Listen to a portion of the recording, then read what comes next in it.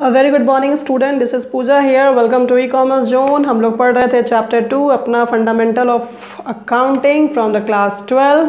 चलो, तो पिछले जो भी वीडियो हमने बनाए होंगे आपने देखा होगा, मैं ये उम्मीद करती हूँ, और नहीं देखा है तो आप आराम से प्लेलिस्ट में जा कर के सारे वीडियो को देख सकते हो, जो ई कॉमर्स जोन का जो आइकन है। और साथ ही साथ मैं बोलना चाहूँगी, अगर फर्स्ट टाइम आप इस चैनल पर आए हो ई कॉमर्स जोन में, सबसे पहले सब्सक्राइब कर लीजिए एंड बेल आइकन को प्रेस कर लीजिए for the latest videos and new updation. ठीक है, आज जो हमारा टॉपिक है, जैसा कि आप स्क्रीन पे देख सकते हो, आज हम लोग पढ़ने वाले हैं जर्नल एंट्रीज। किसकी? पार्टनरशिप फर्म में जो खास करके हमने पिछले वीडियो में पढ़ाया था पीएल एप्रोप्रिएशन अकाउंट, और डिस्कस भी किया था उसके बारे में, क्यों हम लोग पीएल एप्रोप्रिएशन बनाते हैं। पिछले वीडियो में मैंने बहुत अच्छे से डिस्कस किया है। आई होप सो आप नहीं देखेंगे तो फिर से देख लीजिएगा, उसको नहीं देखा है, और जो लोग देख चुके हैं बहुत अच्छी बात है। तो पीएल एप्रोप्रिएशन अकाउंट में जो डेबिट में और क्रेडिट में जो लोग एंट्री करते हैं, उसकी जर्नल एंट्रीज है, वो जर्नल एंट्री हमें सीखना है। ठीक है, और मैं बोलूँगी, इसे तो मैं डॉक्टर एस के सिंह की बुक से पढ़ा रही हूँ from the latest edition of 2020, लेकिन आप प्लीज़ कॉपी पेन लेके बैठोगे और जर्नल एंट्री को प्रैक्टिस करोगे। ठीक है, ये बहुत ही इंपॉर्टेंट है, एग्जाम में जर्नल एंट्रीज भी पूछती जाती है। ठीक है, लेकिन अगर आपको पीएल एप्रोप्रिएशन का स्ट्रक्चर यानी कि फॉर्मेट अच्छे से याद हो गया, याद करने की ज़रूरत भी नहीं है। जैसे जैसे आप क्वेश्चन बनाओगे, क्वेश्चन बनाते बनाते प्रैक्टिस करते करते आपको मेमोराइज हो जाएगा। ठीक है, कि क्या कौन सी आइटम डेबिट में आएगी, कौन सी आइटम क्रेडिट में जाएगी, क्यों जाएगी, सारा कुछ पता चल जाएगा। वो तो आज हम डिस्कस करने ही वाले हैं। ठीक है, तो चलिए, सबसे पहला आप नंबर यहाँ पे देख रहे हो, नंबर 1 इज़ हियर। यहाँ पर नंबर 1, पहले मैं हेडिंग डिस्कस कर देती हूँ। लाभ हानि नियोजन खाते के संबंध में निम्नलिखित जर्नल प्रविष्टियाँ की जाती हैं। नंबर ए, परिवर्तनशील पूंजी की दशा में अंडर फ्लैक्चुएटिंग कैपिटल सिस्टम हम लोग पढ़ाएंगे, या मैं यहाँ पे पढ़ाऊँगी और हम लोग पढ़ेंगे सारे कोई बच्चे। हमारा जो कैपिटल सिस्टम है यहाँ पे पार्टनरशिप में, ठीक है, पार्टनरशिप नहीं, रियल दुनिया में भी बेसिकली जो है हम दो तरीके से काम करते हैं, दो चीज़ को रखते हैं सामने। एक होता है फिक्स कैपिटल, दूसरा होता है फ्लैक्चुएटिंग कैपिटल। ठीक है, इसको हम लोग आगे डिस्कस भी करेंगे। ओके, तो यहाँ पे जो नंबर ए लिया जा रहा है, ये बोला जा रहा है कि अगर यदि आपका कैपिटल क्या हो, फ्लैक्चुएटिंग हो, परिवर्तनशील हो, अस्थिर हो, मतलब कैपिटल में चेंजेस आ रहे हैं, बीच बीच में क्या हो रहा है, चेंजेस आ रहे हैं ड्यूरिंग द ईयर। जो साल का 1 अप्रैल से लेकर 31 मार्च होता है ना, उसके बीच में चेंजेस आ रहे हैं। ठीक है, ड्यूरिंग द ईयर में चेंजेस आ रहे हैं, राइट। तो वैसी स्थिति में हमारी जर्नल एंट्रीज क्या क्या होंगी, पर्टिकुलर केसेस यहाँ पे दिए गए हैं फर्स्ट कॉलम में। सेकंड कॉलम में journal entries and with narration दिया है। नरेशन लिखने की आदत बना लो, प्रैक्टिस करने की आदत बना लो। जब भी घर में रफली प्रैक्टिस करते हो, क्वेश्चन बनाते हो, जो भी प्रैक्टिकल क्वेश्चन या एग्जाम्पल सॉल्व करते हो, तो नरेशन भी लिखने की आदत बना लो, बिकॉज एग्जाम में नरेशन नहीं छूटना चाहिए। जनरली होता क्या, इवन आई वॉज स्टूडेंट, जब विद्यार्थी थी, पढ़ाई लिखाई करती थी कॉमर्स में, तो हम लोग जल्दी जल्दी क्वेश्चन, क्योंकि क्वेश्चन तो प्रैक्टिकल बहुत सारे होते हैं, लगभग 60-70 क्वेश्चन होते हैं, फिर एग्जाम्पल में भी कम से कम 40-50 क्वेश्चन होते हैं। समझ जाओ, एक चैप्टर से आपको कम से कम 100 क्वेश्चन सॉल्व करने हैं, प्रैक्टिस करने हैं। तो हम लोग क्या करते थे, प्रैक्टिस करने के चक्कर में जर्नल एंट्री से पास करके प्रैक्टिस करके निकलते थे, नरेशन नहीं बनाते थे। तो उसका खामियाजा ये भुगतना पड़ता है कि आपकी एक हैबिट बन जाती है नरेशन नहीं लिखने वाली, और एग्ज़ाम में बाबू बहुत प्रॉब्लम आता है। ठीक है, एग्ज़ाम में वो आदत आपको परेशान करेगा। ठीक है, आपकी स्पीड नहीं आएगी, आप लिख नहीं पाओगे। तो नरेशन की प्रैक्टिस हर हाल में होनी चाहिए। ठीक है, बिना नरेशन का प्रैक्टिस मत करना कभी भी। तो सबसे पहला जो है जो ट्रांजैक्शन है, जो लेन देन है हमारा, वो क्या है, देखो यहाँ पे लाभ हानि खाते के शेष को लाभ हानि नियोजन खाते में हस्तांतरित करने के लिए, it's very clear to you कि for transfer of credit balance of profit and loss to PL appropriation account. ये शॉर्ट में हम लोग profit and loss appropriation account होता है ना, तो शॉर्ट में पीएल एप्रोप्रिएशन अकाउंट लिख सकते हैं ऐसे। ठीक है, क्या बोला जा रहा है कि जो लाभ हानि खाते का जो शेष होता है, ठीक है, उसे हमें कहाँ पर, किस खाते में ट्रांसफ़र करना है, लाभ हानि नियोजन यानी कि पीएल एप्रोप्रिएशन खाते में करना है। तो आप जैसा कि जानते हैं, यू नो वेरी वेल, मैं दिखा देती हूँ यहाँ पे, वो लास्ट टाइम का बना हुआ है। इकोनॉमिक्स क्वेश्चन का पढ़ा रहे थे, तो यहाँ पर हम जान रहे हैं, मैं पेन यूज़ करूँगी ज़्यादा बेहतर होगा, ज़्यादा अच्छा होगा मैं दूसरा पेज ले लूँ, बेकार हो जा रहे हैं। चलो यहाँ पे काम करते हैं। ये मेरा जो हो गया प्रॉफिट एंड लॉस अकाउंट, आपने ये क्लास 11 में पढ़ा होगा, है ना। पर्टिकुलर्स, अमाउंट, पर्टिकुलर्स, अमाउंट, है ना, डेबिट एंड क्रेडिट साइड। ठीक है, मैं स्क्रीन थोड़ा छोटा कर दे रही हूँ, थोड़ा सा और करना पड़ेगा ऐसे। ठीक है, आप ये क्लास 11 में पढ़े होंगे। यहाँ पे जो भी ग्रॉस प्रॉफिट आता है, ग्रॉस प्रॉफिट जो भी आपका आएगा आप यहाँ पे दिखाते हो। ठीक है, यदि आपका ग्रॉस लॉस आता है तो टू ग्रॉस लॉस आप यहाँ पर दिखाते होंगे, याद करिए। इसमें से कोई भी अगर ग्रॉस प्रॉफिट आया ट्रेडिंग अकाउंट में तो आप यहाँ दिखाते हो, ग्रॉस लॉस आया तो आप डेबिट में दिखाते हो। और जितने भी प्रकार के इनडायरेक्ट एक्सपेंसेस है, वो सारा, जैसे सैलरी हो गया, कमीशन हो गया, रेंट हो गया, ठीक है, और भी बहुत सारा चीज़ आपका हो गया, सारे एक्सपेंसेस आप यहाँ पे दिखाते हो। और जितने भी इनडायरेक्ट इनकम, वो सारे इनकम्स, इन्वेस्टमेंट के जो पैसे मिलते हैं, ठीक है, और भी बहुत प्रकार के इनकम हैं, ठीक है, तो वो सारे के सारे जितने इनडायरेक्ट इनकम आपने क्रेडिट साइड में दिखाया। ये सारे दिखाने के बाद या तो क्रेडिट एक्सेस होगा, ज़्यादा होगा, या तो फिर डेबिट एक्सेस होगा। अगर क्रेडिट साइड अमाउंट ज़्यादा होगा, मोर करेगा, मोर या फिर एक्सेस, इधर अमाउंट क्या होगा, ज़्यादा होगा, क्रेडिट साइड में क्या होगा, ज़्यादा होगा। अमाउंट यहाँ पे क्या हो गया, ज़्यादा हो गया, और यहाँ पे क्या हो गया, लेस हो गया। कहने का मतलब, मान लो इधर जब हमने सबको जोड़ा तो जोड़ने पे मान लो मेरा लगभग 1 लाख के आसपास आ रहा है। ठीक है, 1 लाख के आसपास, तो मैं बेटर होगा कि मैं यहाँ लिखूँ, ज़्यादा अच्छा होगा। 1 लाख के आसपास आ रहा है और इधर कम आ रहा है। ठीक है, इधर लगभग मान लो कि सारा कुछ को जोड़ने पे सपोज दैट इधर 80,000 आ रहा होगा, सपोज दैट। ठीक है, तो मैं यहाँ पे क्या करूँगी, 1 लाख लिखूँगी, और यहाँ पे क्या लिखूँगी, 2 नेट प्रॉफिट, है ना, नेट प्रॉफिट कितना, 20,000। क्या हो गया यहाँ पे, 20,000, यानी कि जितना से कम कर रहा है वो अमाउंट यहाँ पे हम फिल कर देंगे। आपने पढ़ा है क्लास 11 में। मैं बस उन बच्चों को मेमोराइज करवाने की कोशिश कर रही हूँ जो बच्चे बहुत ही कमज़ोर है, जिन्होंने बिल्कुल भी ध्यान नहीं दिया था क्लास 11 में। जिन लोगों ने बहुत अच्छे से पढ़ाई की उनके लिए तो कोई दिक्कत ही नहीं, बहुत अच्छा क्लियर होगा PL अकाउंट। ठीक है, तो एक रफली मैंने फॉर्मेट कोशिश की है कि आपको समझाऊँ।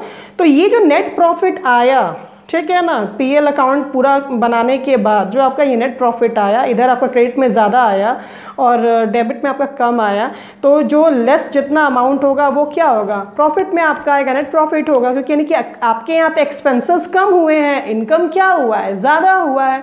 तो अगर इनकम में से एक्सपेंसेस माइनस करेंगे तो वो क्या होगा, प्रॉफिट होगा अपना। ठीक, अब आओ इधर हम बात करते हैं। ये नंबर 1 क्या बोला है, for transfer of credit balance of profit and loss to PL appropriation account. ठीक है, कौन सा बैलेंस है, क्रेडिट बैलेंस है। अब देखिए इसकी एंट्री नंबर 1, यदि PL अकाउंट का क्रेडिट सेस अर्थात नेट प्रॉफिट, क्या बोल रहा है, क्रेडिट सेस, ये जो नेट प्रॉफिट किस लाइन में है, डेबिट लाइन में है, लेकिन इसको हम लोग बोलते हैं क्या, क्रेडिट बैलेंस। इसको क्या बोलते हैं, क्रेडिट बैलेंस। कभी भी लाइफ में कंफ्यूज मत करना कि अरे इसको तो हमने यहाँ पे लिखा है डेबिट साइड में टू नेट प्रॉफिट लिखा है, तो इसको ये तो डेबिट साइड में लिखा हुआ है, तो इसको क्रेडिट बैलेंस कैसे बोलेंगे।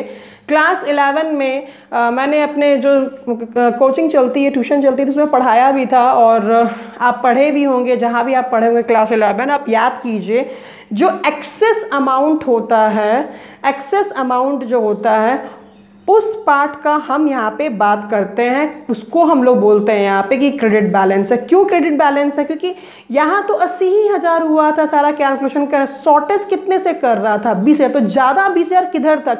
क्रेडिट साइड में था। किधर तक? क्रेडिट साइड में था, इसीलिए ये क्या कहलाएगा? क्रेडिट बैलेंस कहलाएगा। रिमेंबर इट, ठीक है। चलिए, और वैसे भी एक चीज़ और मैं बता दूं आपको, याद करिए क्लास 11 में आप अमेरिकन सिस्टम पे अगर जर्नल एंट्री पढ़े होंगे, यदि नहीं भी पढ़े हो तो कोई दिक्कत नहीं है, हमेशा याद रखना LIC, L for liability, I for income, दिख रहा होगा स्क्रीन पे, मैं स्क्रीन थोड़ा बड़ा कर देती हूँ। L for liability, I for income, C for capital, liability, और ये क्या हो गया? इनकम। ये क्या हो गया? कैपिटल। ज़िंदगी में याद रखना हमेशा, पूरा अकाउंटिंग सिस्टम इसी पे बेस्ड है। ये तीनों आइटम अगर बढ़ता है, लायबिलिटी, इनकम, कैपिटल, यदि बढ़ता है तो हमेशा क्रेडिट होगा। क्या होगा?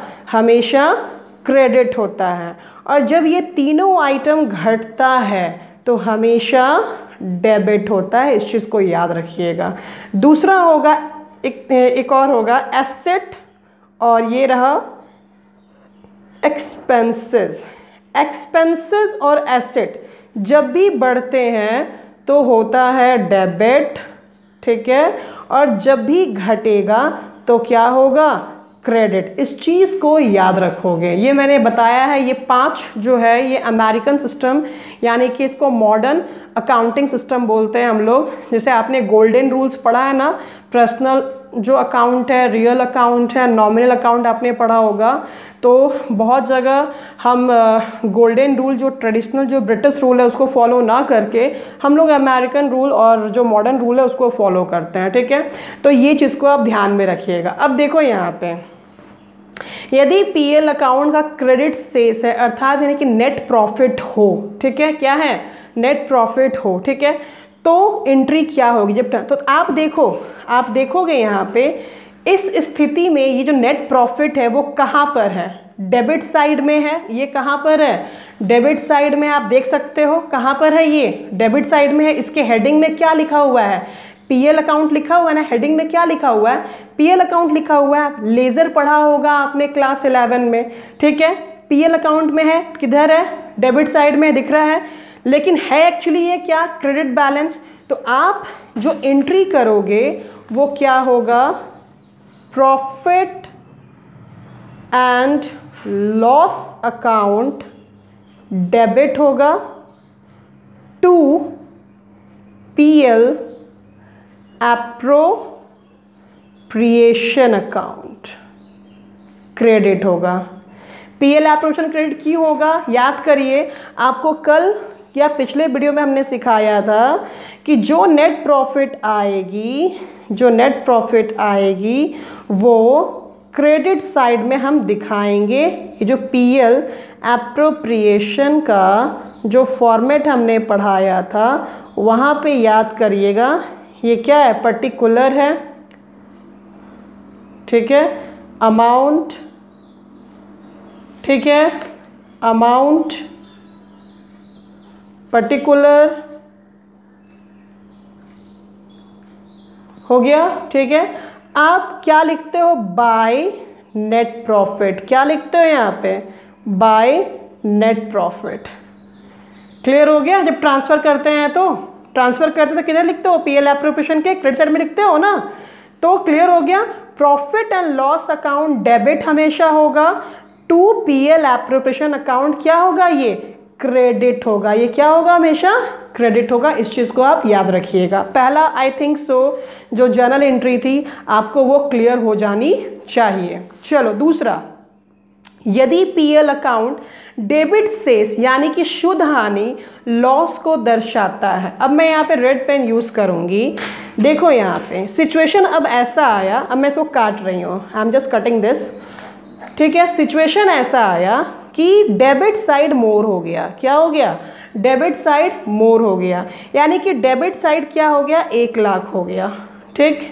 और इधर कितना हो गया? 80,000। इधर कितना हो गया?